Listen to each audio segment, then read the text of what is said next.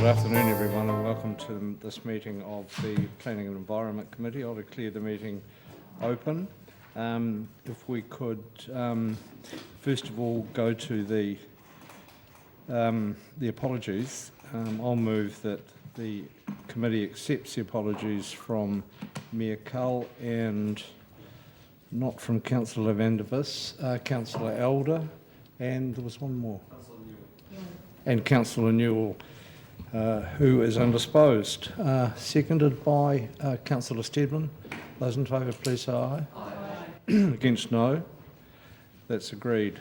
In terms of, we'll confirm the agenda and then go to the public forum. We have a presentation from Generation Zero today in respect of the Bond Street work. I'll move that the committee confirm the agenda with two comments. First, in respect to Standing Order 21.1, that option C be adopted, and secondly, that we elevate item 7 to the top of the formal part of the meeting to accommodate other commitments that staff have in respect of that item. So we'll do that straight away so that Dr. Johnson can get to her other commitments if that's agreeable to people. With those changes, seconded by Councillor Hawkins. Those in favour, please say aye. Aye. Against, no. Thank you.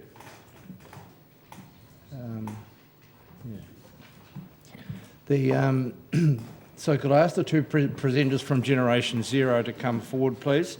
Jenny Coatham and Finn Campbell are going to talk to us about the proposed upgrade to the warehouse precinct, Bond, Water Street and so on. So the forum is relatively informal. If you saw the performance we had at the previous meeting, you will understand that. You have 5 minutes and after that, if it's agreeable to you, there'll be the opportunity for councillors to ask questions.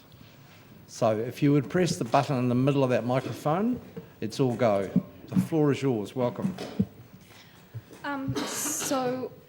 We're from Generation Zero, which is mostly an environmental-based youth action group, but we have considered that essentially making livable cities and urban planning that promotes environmental options of transport and living are necessary to essentially fulfil the values that have been expressed in the environment strategy and in order to mitigate the effects of climate change. We really like the idea of a shared space. Its concept is good and it has worked in other cities in the past. And the Bond and Water Street area is an amazing place to have it. It's one of the few areas in Dunedin without a north-facing obstruction, which means it gets a lot of sunlight. It could be an amazing public space that involves the community and which promotes a more livable city. However, if you note under 1.2, the New Zealand Transport Agency defines a shared space as a road that has been designed to slow traffic and give priority to pedestrians. Drivers give way to pedestrians who in turn should not impede traffic. The photos above that give an example of a street that has changed from a normal street to a shared space. One thing that's notable in that design is that there is a lack of pedestrian crossings because it's pedestrian prioritised.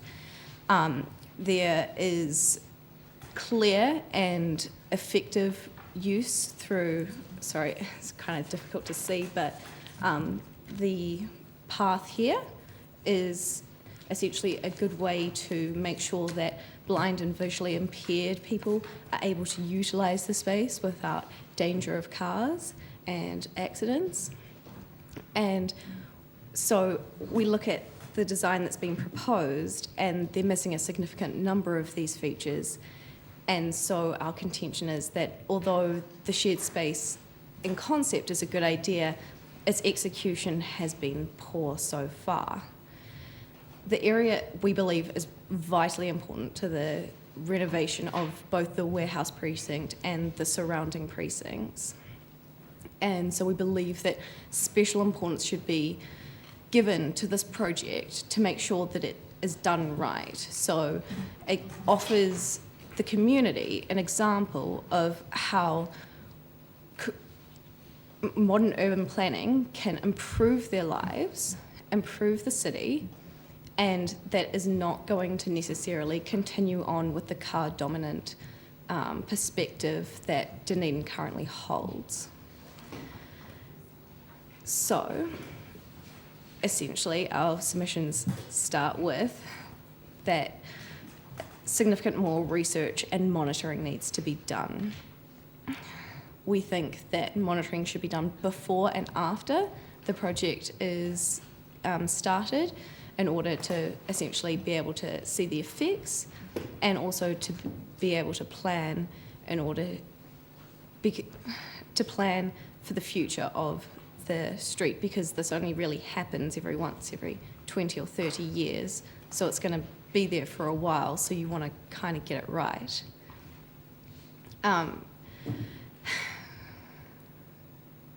So we believe that although the idea of a shared space in this area is a good idea, that essentially consultation or some form of expert and advice is taken as to how to improve this area to be the best it can be, to be a proper shared space that takes into account the environmental values of the council, that doesn't disproportionately limit the accessibility of those with impairments, and that creates a space which is of particular importance and pride for the city.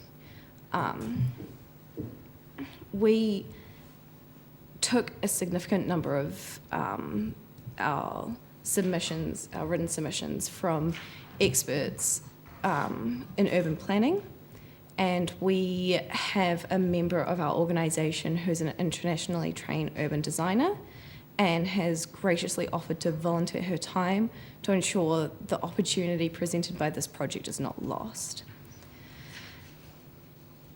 She unfortunately was not able to come today, but if at any point you would like any further information about the design principles that would optimise the area, she would be more than willing to come and speak to you, and we can arrange that. Well, in terms of process, we actually have the staff who've been involved in this process and this design work with us listening. I'm not going to get people involved in an interchange with them now, but when they present the report to us, they will have the opportunity to make any comment they want to about what you're saying and how they may wish to respond to that. So you will hear that in due course. So I'd like now, if you're happy to take questions, for you to field questions from members of the council, and we'll take it from there. Councillor Hawkins. Thank you, and thanks for coming along and giving your feedback on this proposal. I'm just trying to get a handle on the kind of physical things that you would change, and obviously there's the not having a curb, basically, so a level surface, the entire width of the carriageway road and footpath, and the removal of pedestrian crossings because it signals that that's where you cross when the intention is that you can cross anywhere. Well, that you walk down the street. Or that you can just use the street, yeah. What are the other physical things that you were suggesting?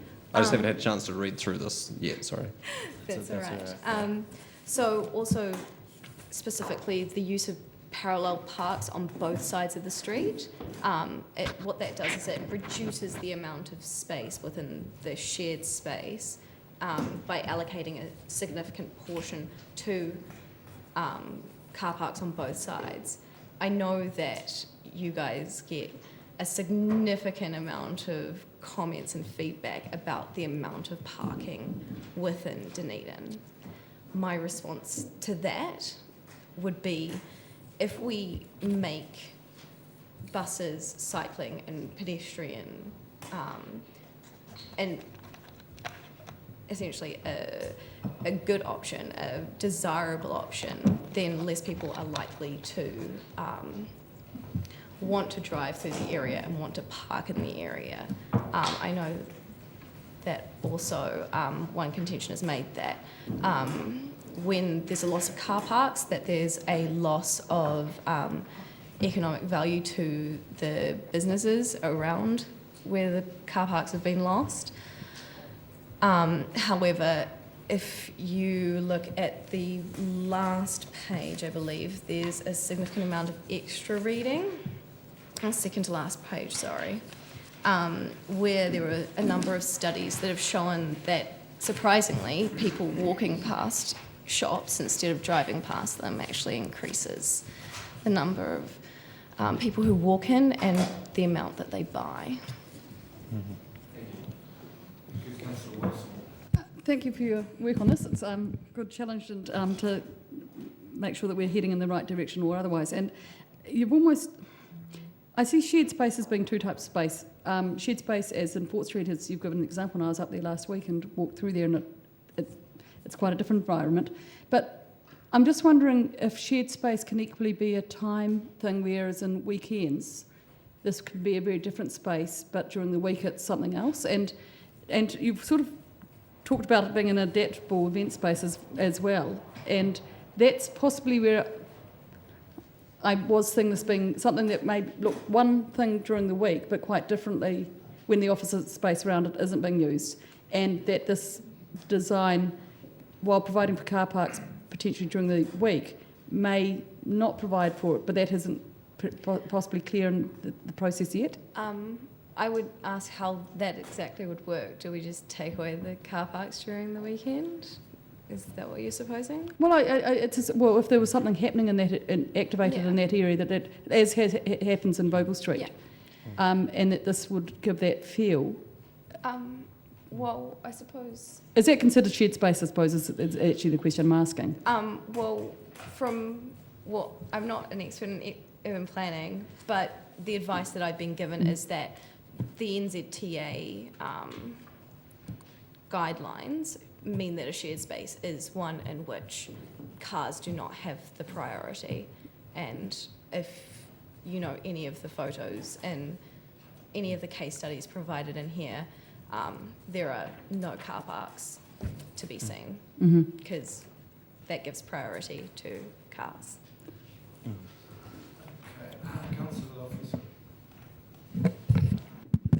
Thank you, Mr. Chairman. Thank you very much for coming along and this very comprehensive proposal and outlining why you object to the current plans. I have had a chance to quickly read who you are, but can you just speak to the numbers of your group and when you first came together and how you actually operate? So for me as a community person, it's really important to know when we're talking relationships, it's about knowing who each other is. And I just think it's really awesome that you, as young people particularly, are making an effort to participate and offer your energy and mahi. So just a little bit about knowing who you are. Thank you. So, I'm happy to talk to these points if you want. yeah, okay, go for it. So Generation Zero was founded in 2011 when members of New Zealand's youth climate change activists were going overseas to the international climate change agreements. They came back to New Zealand and realised there wasn't quite a similar youth movement happening in New Zealand. They went back to their respective regions, trying to figure out what kind of action looks like climate change action in New Zealand, and part of that is having a comprehensive national framework, and what complements the national framework is grassroots local body action, which isn't someone in Wellington coming up with an idea of what's great for Dunedin. It's people in each region looking out and keeping their eyes and ears very close to the ground and seeing that Dunedin has a very different set of values and needs than a lot of the other cities in New Zealand, and to have a kind of massive blueprint for what climate change looks like in New Zealand is not great. As far as how we operate, we normally have teams of about 10 to 15 full-time members in each region on average, and they take care of council submissions, doing reports like this to make sure that things are going in the right direction, making sure that our values of smarter transport, building better cities, accessibility will eventually result in some lovely climate change action before 2050. As far as the official number on membership, on the website, it's at 34,000 people who support us, are our members. And for members' information, Mr Campbell is the Generation Zero representative on Te Aotearoa, our partnership group, and I don't think I need to say any more. The group is well represented. Councillor Gary. Thank you, Mr Chair. Thank you very much for coming along today. It's always excellent to have young people participating and in democracy and engaging with us, and we appreciate it. This isn't necessarily my view, but I was interested to hear your comments on the possibility that what is proposed might be a transition, because we'll appreciate that we've got an older population, and often as people get older they have disability issues, mobility issues, and moving from a car-orientated society to quite a different way of looking at things can be a very big transition. And I just wondered if you had any reflections on this, the possibility of what's being proposed by Council, by our staff, as being a transition towards that, particularly thinking in terms of, for example, parking and so forth.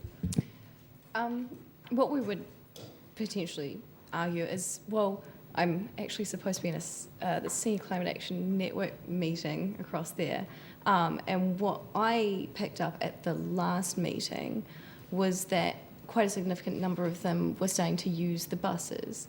And so we think that although you can't just put in this shared space and that's it done, there has to be developments in other areas. We have to improve our public transport system. We have to make it accessible for everyone, not just those who can afford it and those who are able-bodied. We have to make it accessible for those who are impaired and those of lower socioeconomic status, and especially given that those are often concentrated in areas such as South Dunedin, which suffer significant transport poverty. They have the lowest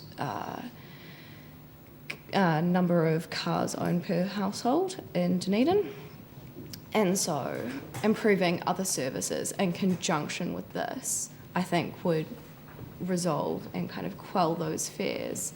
I would also think that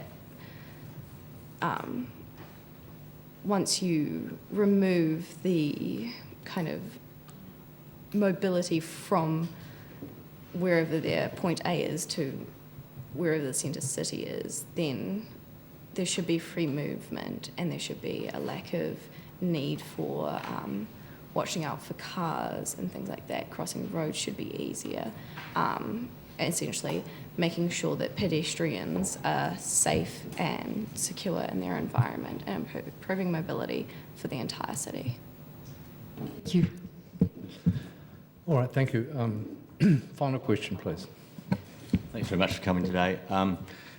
It's interesting you note the public transport component, and you'd obviously be aware of the fact that we don't have any control over the public transport. Yes. Could I ask a separate question on that after this? By all means. Why don't you can ask it now, probably. So I noticed I that. don't have the shares. Sorry, I noticed that a couple of months ago, maybe there was a resolution. I can find it, that they sought agreement with the ORC to start consultation to find whether there was a mandate to change to transfer public transport governance to the DCC. We've had discussions about that matter since the last triennium, not the one before that, the last triennium. and perhaps the end of the one before that.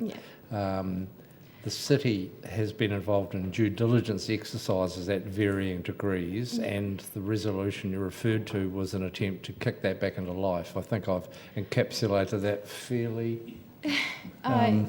Yes, well... The Chief Executive might like to make a brief comment, seeing she's here. Yeah, the legal situation. So we've now had a series of pieces of legal advice from a number of places, but the legal advice pretty consistently suggests that we're not allowed to take over the operation of the bus services from the Regional Council, that the legislation specifies. We could take over doing the contracts with the bus companies, but it's more the strategic stuff, the routes and the fare recovery and the frequency and how much we were willing to subsidise buses using ratepayer money.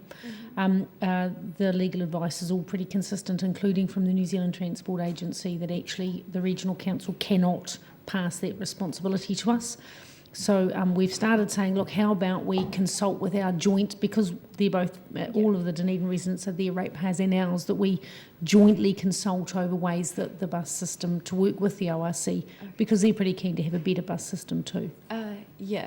Just to finish the question, so tomorrow they have the ORC council meeting, and I've been allowed to speak at the public forum on that particular topic. This morning when I got a phone call from them to confirm that I was speaking, they were unsure as to what exactly that meant, but thank you, I think that answers it anyway. So it's a joint consultation, so the DCC and ORC, so no transfer of governance, but that you consult on things. But working together to work with them to improve the bus service, and then to think about what we might want to contribute to help with that. Awesome, well thank you so much for that. Councillor O'Malley. It would also be fair to say that we have not lobbied central government to change the law yet. So we don't have much control over the buses, unfortunately, is the issue. I was actually fortunate enough to have seen a presentation on shared spaces at an NZTA conference from the Auckland engineer who did most of those shared spaces, and it was a very impressive presentation that she gave. Interestingly enough, the Westfield Mall's shared space actually has a lot of car movements through it. So it's not necessarily exclusive to cars, but it's a great opportunity to explore the two things. And what would you, I'm going to ask Dr. Fleet when she comes up, so you'll be here for the question. I believe that the top end of the Bond Street development is exploring the shared space concept, and I'll just seek clarification when she gets here. And I think the idea is that if we can get going in one spot, we can demonstrate its effectiveness, and that will help a lot with take-up in terms of other design components, because we do have the much bigger centre city design coming up. Yes. And to some extent, what happens down at Bond Street may be an opportunity to explore concepts and demonstrate their effectiveness. Yes, that was kind of our point, was that we have looked at the design and we see it as essentially that as a transition. But if the evidence that you're giving to the public regarding the effectiveness of shared spaces is a half shared space, half public space. In terms of the car parks? Yeah, then they're not really getting the full picture of what a true shared space is being. Thank you for your fine answer to the question that never eventuated. Thank you very much. Okay, well, that's the end of the public forum. Thank you very much.